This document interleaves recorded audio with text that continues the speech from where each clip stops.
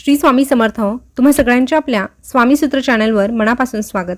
स्वामी भक्त हो, आज पुन्हा एकदा तुमच्यासाठी नवीन व्हिडिओ घेऊन आलेले आहे। व्हिडिओच्या माध्यमातून नवीन माहिती आपण जाणून घेणार आहोत।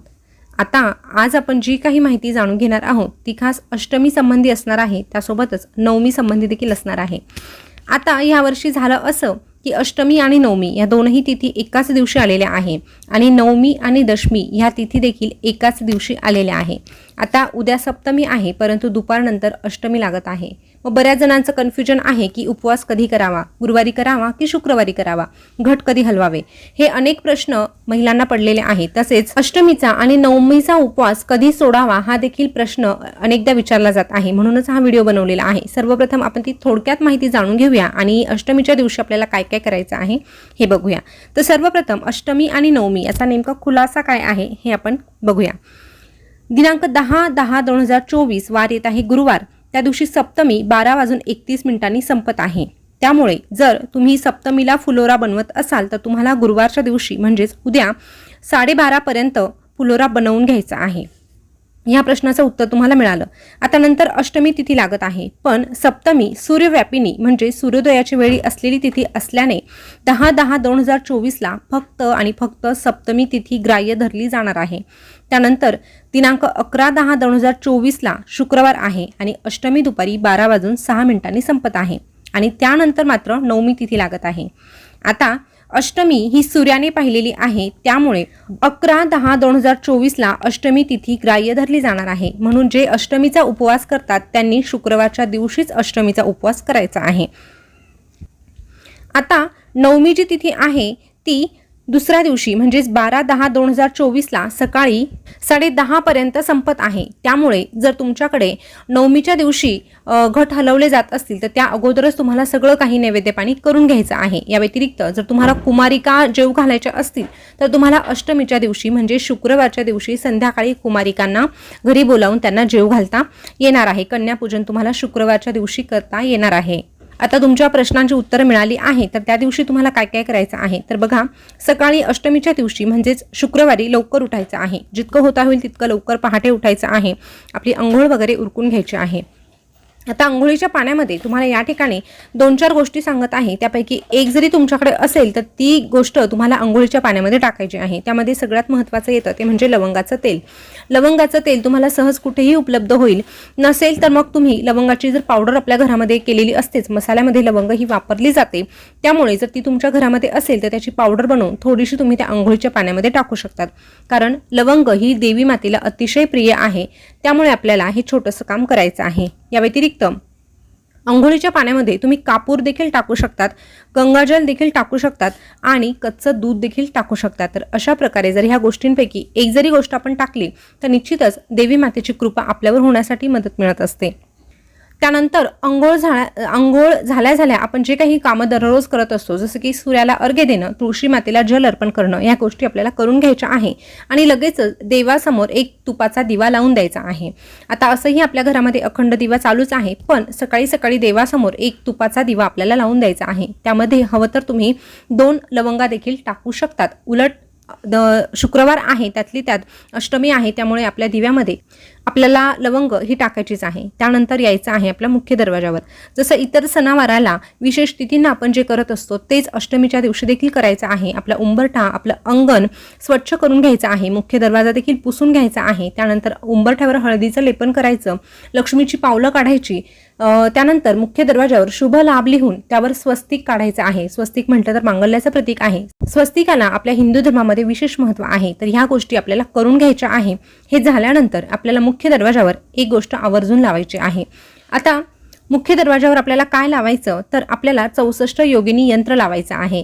बघा ते तुम्हाला प्लास्टिकमध्ये देखील मिळतं। आता प्लास्टिकच्या वस्तू खरं तर लावू नये, परंतु जर तुम्ही तांब्याचं घ्यायला गेले किंवा इतर कुठलं घ्यायला गेले तर ते थोडंसं महाग असतं, प्रत्येकाच्या खिशाला परवडणारं नसतं, म्हणून तुम्ही अशा पद्धतीचं प्लास्टिकचं आणलं तरीही चालणार आहे। पण त्यावर पहिले सेवा करायची, जिथून तुम्ही घेणार आहात ते तुम्हाला बरोबर त्यात संबंधी माहिती देतील किंवा तुम्ही विचारून घ्या, किंवा त्या यंत्रावर देखील काही मंत्र दिलेले असतात, तशा पद्धतीने तुम्ही सेवा करू शकतात, किंवा तुम्ही गुगलवर सर्च केलं तरीही चालेल। अशा पद्धतीने अष्टमीच्या दिवशी आपल्याला हे यंत्र आपल्या मुख्य दरवाजावर लावायचं आहे। जेणेकरून आपल्या घरामध्ये कुठलीही नकारात्मकता प्रवेश करणार नाही. तर हे सगळ्यात महत्त्वाचं काम अष्टमीच्या दिवशी आपल्या घरामध्ये झालंच पाहिजे. आता तुम्ही प्लास्टिकचं घ्यायला गेले तर फार ते 20 ते 25 रुपयाला तुम्हाला सहज मिळून जाईल. त्यानंतर बघा, आपल्या अंगणामध्ये थोडंसं गोमूत्र आणि हळद टाकून पाणी शिंपडायचं आहे. तुमचं अंगण असेल तर तुम्ही तशा पद्धतीचा सडा मारू शकतात, किंवा तुम्ही फ्लॅटमध्ये राहत असाल तर बाहेरची जी जागा आहे ती अशाच पाण्याने आपल्याला पुसून घ्यायची आहे. त्यानंतर रांगोळी वगैरे काढायची असेल तर तुम्ही तशा पद्धतीने त्या गोष्टी करू शकतात. आपल्या घरामध्ये जर तुम्ही फरची पुसणार असाल तर त्यामध्ये देखील आपल्याला खडे मीठ टाकायचं आहे. आणि ह्या ज्या काही गोष्टी सांगितल्या, जसं की गोमूत्र असेल किंवा गंगाजल असेल किंवा थोडीशी चिमूटभर हळद असेल, ह्या गोष्टी टाकून आपली फरची पुसायची आहे. आता अंगण आणि घर पुसून झाल्यानंतर मुख्य दरवाजावर एक तुपाचा दिवा लावायचा आहे, ज्याची वात आपल्याला कलाव्यापासून बनवायची आहे किंवा लाल रंगाची बनवायची आहे. हे बऱ्याच व्हिडिओमध्ये सांगून झालेलं आहे, कारण त्याला तसं महत्त्व आहे. तर तशा पद्धतीचा एक तुपाचा दिवा मुख्य दरवाजावर आपल्या उजव्या हाताला लावायचा आहे. घराकडे तोंड करून उभं राहायचं आणि जी उजवी बाजू येणार आहे त्या ठिकाणी तो दिवा ठेवून द्यायचा आहे. हा दिवा ठेवताना जर तुम्ही नागिलीच्या पानावर ठेवला तर अतिशय उत्तम. त्यानंतर बघा, ह्या दिव्यामध्ये देखील तुम्हाला 2 लवंगा टाकायच्या आहे. ते झाल्यानंतर आपल्याला अष्टमीच्या दिवशी तुळशीला लाल कलावा अर्पण करायचा आहे किंवा लाल चुनरी अर्पण करायची आहे. जसं आपण कुमारिकांसाठी ज्या चुनऱ्या आणणार आहोत त्यापैकी एक वाढीव आणायची आणि ती आपल्या तुळशी मातेला अर्पण करायची. या संबंधीचा व्हिडिओ अगोदरही होता. जर तुम्ही अगोदर ह्या गोष्टी केलेल्या असतील तर परत करण्याची गरज नाही, पण अजूनही नसेल केलं तर अष्टमीच्या दिवशी तुम्ही तशा पद्धतीने तुळशी मातेला चुनरी किंवा लाल रंगाचा कलावा आणि त्यासोबतच हिरव्या 2 बांगड्या असं अर्पण करायचं आहे. आणि त्या तुळशी मातेचा मानपान आपल्या पद्धतीने करायचा आहे. त्या तुळशी मातेचा मानपान अशा पद्धतीने करायचा आहे. ते झाल्यानंतर आपल्या घराच्या ईशान्य कोपऱ्यामध्ये देखील आपल्याला एक तुपाचा दिवा लावायचा आहे. त्याची देखील वात आपल्याला लाल रंगाचीच बनवायची आहे. आता जर तुमचं देवघरच ईशान्य कोपऱ्यात असेल तर फार उत्तम, मग तुम्हाला दुसरीकडे दिवा लावण्याची गरज नाही. पण तसं नसेल तर घराच्या कुठल्याही कोपऱ्यामध्ये, ईशान्य कोपऱ्यामध्ये तुम्हाला तुपाचा दिवा लावून त्यामध्ये 2 लवंगा आवर्जून टाकायच्या आहे. तसंच अन्नपूर्णा मातेची सेवा म्हणून आपल्या शेगडीची देखील पूजा करायची आहे. छानपैकी स्वस्तिक त्या ठिकाणी काढायचं, नमस्कार करायचा आणि घरामध्ये अन्नधान्य कधीही कमी पडू नये यासाठी प्रार्थना देखील करायची.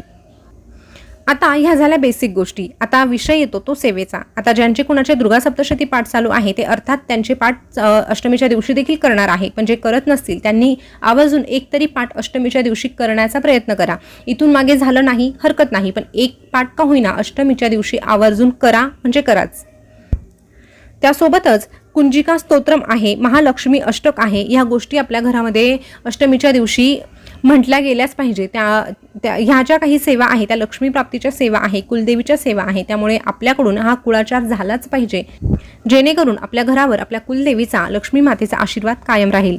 त्यासोबतच आपल्याला काही उपाय देखील करायचे आहे. उपायांमध्ये सगळ्यात पहिला आणि महत्त्वाचा उपाय म्हणजे 7 कवड्यांचा उपाय. ज्या संबंधीचा व्हिडिओ ऑलरेडी आपल्या चॅनलवर आहे तो तुम्ही पूर्ण बघू शकता, तरीही थोडक्यात सांगते. 7 कवड्या घ्यायच्या आहे. जर सप्तमीला ती सेवा झाली नसेल तर अष्टमीच्या दिवशी तुम्ही ही सेवा केली तरीही चालेल. त्या 7 कवड्यांवर तुम्हाला विष्णू गायत्री मंत्र, लक्ष्मी गायत्री मंत्र, कुबेर मंत्र, नवार्णव मंत्र, श्री सुक्तम आणि पुरुष सुक्तम म्हणून सेवा करायची आहे. आणि ह्या कवड्या आपल्या तिजोरीत ठेवायच्या आहे किंवा तुम्ही देवघरामध्ये देखील ठेवू शकतात. त्यानंतर लवंगांची अतिशय प्रभावी अशी सेवा ती म्हणजे महालक्ष्मी अष्टकची. एक लवंग हातावर घ्यायची. अशा प्रकारे 11 लवंग हातावर घेऊन आपल्याला 11 वेळेस महालक्ष्मी अष्टक म्हणायचं आहे. पण एकत्रित ह्या लवंग हातावर ठेवायच्या नाही.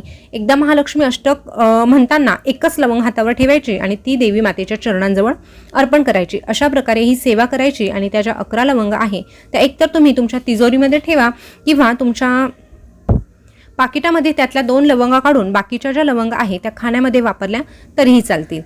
त्यासोबतच अष्टमीच्या दिवशी कन्यापूजन करण्याचा आवर्जून प्रयत्न करा. एक जरी कन्या तुम्हाला मिळाली किंवा तुमच्या घरामध्ये जर कन्या असेल तर तिचं पूजन तुम्ही आवर्जून करायचं आहे. तिला छोटीशी भेटवस्तू द्यायची आहे आणि तिला मनोभावे नमस्कार करून तिलाच देवीचं रूप मानायचं आहे.